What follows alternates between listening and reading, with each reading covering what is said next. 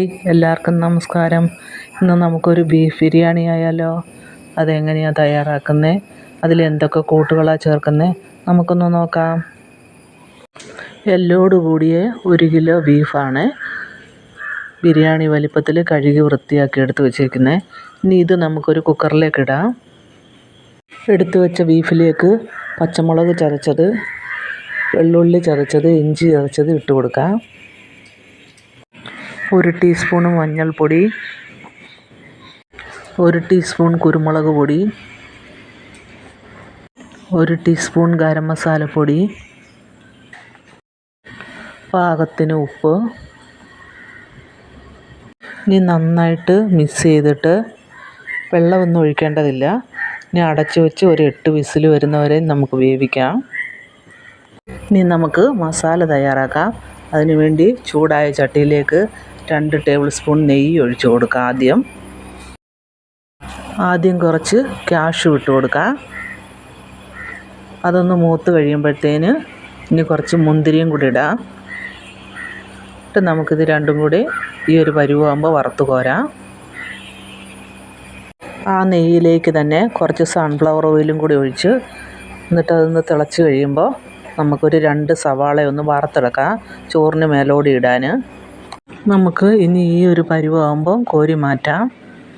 എന്നിട്ട് അതേ എണ്ണയിലേക്ക് തന്നെ കട്ട് ചെയ്ത് വെച്ച സവാളയും കൂടി ഇട്ട് ലേശം ഉപ്പും കൂടി ഇട്ട് കൊടുക്കാം.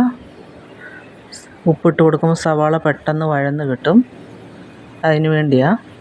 ചതച്ച് വെച്ച പച്ചമുളക്, ചതച്ച് വെച്ച ഇഞ്ചി, ചതച്ച് വെച്ച വെള്ളുള്ളി എല്ലാം കൂടി ഇട്ട് കൊടുക്കാം. നന്നായി വഴറ്റുക. ഇനി കട്ട് ചെയ്ത് വെച്ച തക്കാളിയും കൂടി ഇടാം. നന്നായി വഴറ്റാം. ഇനി ഇച്ചിരി തൈര് ഒഴിച്ചു കൊടുക്കാം. കൂട്ടത്തിൽ ഇച്ചിരി ചെറുനാരങ്ങ നീരും കൂടി. 1 ടീസ്പൂൺ ഗരം മസാലപ്പൊടി. ഈ ഗരം മസാല വീട്ടിൽ തന്നെ പൊടിച്ചതാണ്, ഞാൻ മുമ്പ് അതിന് വീഡിയോ ഇട്ടിട്ടുണ്ട്. 1/2 ടീസ്പൂൺ മഞ്ഞൾപ്പൊടി, 1 ടീസ്പൂൺ മീറ്റ് മസാലപ്പൊടി, 1 പിടി മല്ലിയിലയും പുതിനയിലയും കൂടി. നന്നായി വഴറ്റാം. ഇനി നമുക്ക് വേവിച്ച് വെച്ച ബീഫ് ഗ്രേവിയിലേക്ക് ഇട്ട് കൊടുക്കാം. തുള്ളി വെള്ളം പോലും നമ്മൾ ഒഴിച്ചില്ല, എന്നാൽ തന്നെയും ഇത്രയും വെള്ളമുണ്ട്. അതിനി നന്നായിട്ട് വറ്റട്ടെ. ഞാനിതിൽ ചെറുനാരങ്ങാ നീര് ഒഴിച്ചു, അത് മിസ്സായതാണ്. ഇനി ഇച്ചിരി കറിവേപ്പിലയും കൂടി ഇടാം. ഈ കറിവേപ്പില ഇട്ടില്ലെങ്കിലും കുഴപ്പമില്ല. മസാലയാകുമ്പോഴത്തേന് ഇനി നമുക്ക് റൈസ് വയ്ക്കാം.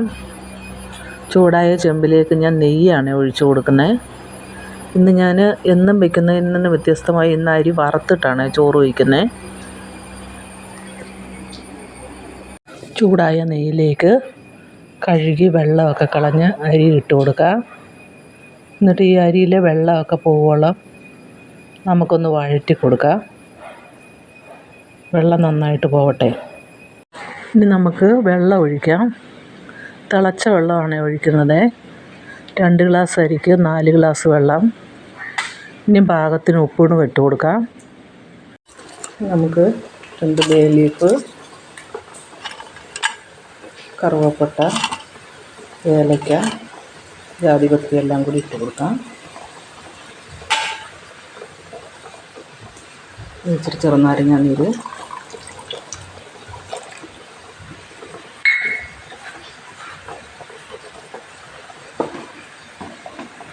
നന്നായി ഒന്ന് ഇളക്കി അടച്ചു വയ്ക്കാം. ഗ്രേവിയൊക്കെ നന്നായിട്ട് വറ്റിയിട്ടുണ്ട്. നമ്മുടെ ചോറും വെന്തിട്ടുണ്ട്. ഇനി നമുക്ക് ദം ഇട്ട് തുടങ്ങാം. ആദ്യം കുറച്ച് ചോറിട്ടതിന് ശേഷം നമ്മൾ വഴറ്റി വെച്ചിരിക്കുന്ന സവാള ഉണ്ടല്ലോ, അത് കുറച്ചിട്ട് കൊടുക്കാം. പിന്നെ കാഷ്യൂ, മുന്തിരിയും എല്ലാം കൂടി ഇട്ട് കൊടുക്കുക. 1 ലെയർ അങ്ങനെ ഇട്ട് കൊടുക്കാം. ഇനി ഇച്ചിരി മല്ലിയിലയും കൂടി ഇടാം. നമ്മൾ മാറ്റി വെച്ച പകുതി മസാല ഉണ്ടല്ലോ, ഇനി അത് ഇട്ടിട്ട് അതിൻ്റെ മേലോടി ബാക്കി റൈസ് ഇടാം. ഇനി വറുത്ത് വെച്ചിരിക്കുന്ന സവാളയും കാഷ്യൂ, മുന്തിരിയെല്ലാം മേലോടി ഇട്ട് കൊടുക്കാം. ഇനി ഇച്ചിരി മല്ലിയിലയും കൂടി ഇടാം. മേലോടിയും കൂടി ഇച്ചിരി നെയ്യ് ഒഴിച്ചിട്ട് ഇനി നമുക്കൊന്ന് അടച്ച് വെച്ച് ഒരു 2 മിനിറ്റ് സിമ്മിലിടാം. ബീഫ് ബിരിയാണി തയ്യാറായിട്ടുണ്ട്. നല്ല സ്വാദാണ് ഇങ്ങനെ ബിരിയാണി തയ്യാറാക്കിയാലുണ്ടല്ലോ. ഇതിൽ അധികം കൂട്ടുകളൊന്നും വേണ്ട. ഇത് കുറച്ച് എല്ലോടെ കൂടിയ പീസ് വേണമെന്ന് മാത്രമേ ഉള്ളൂ. അപ്പം നിങ്ങളും കൂടെ ഇങ്ങനൊന്ന് തയ്യാറാക്കി നോക്കണേ. ഈ കുഞ്ഞു വീഡിയോ നിങ്ങൾക്ക് ഇഷ്ടപ്പെട്ടാൽ സബ്സ്ക്രൈബ് ചെയ്യാൻ മറക്കല്ലേ. ബൈ.